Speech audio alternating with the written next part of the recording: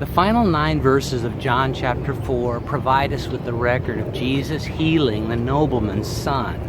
And among other things, it teaches us a very important lesson about faith. There are actually 3 types of faith on display in this passage. The first is what I call, what have I got to lose faith?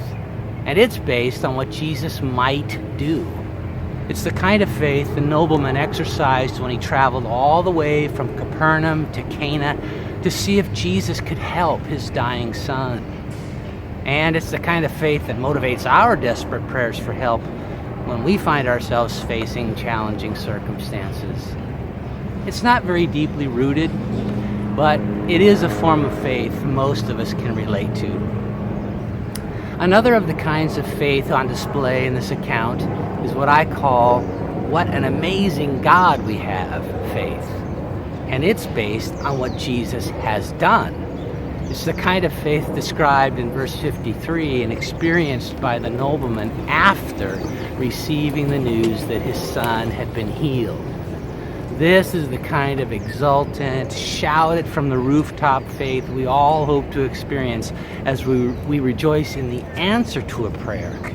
It's an easy kind of faith that erupts unbidden from our grateful hearts.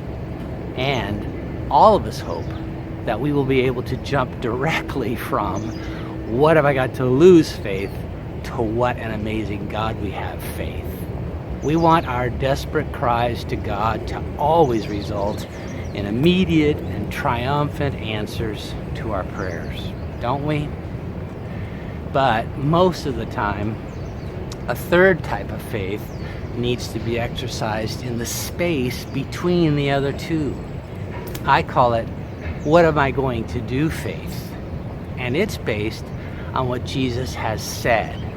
It's the kind of faith the nobleman exercised when he chose to obey Jesus' command to return home, trusting to be true what Jesus said about his son having been healed. This is a much more mature faith and demands more of us spiritually.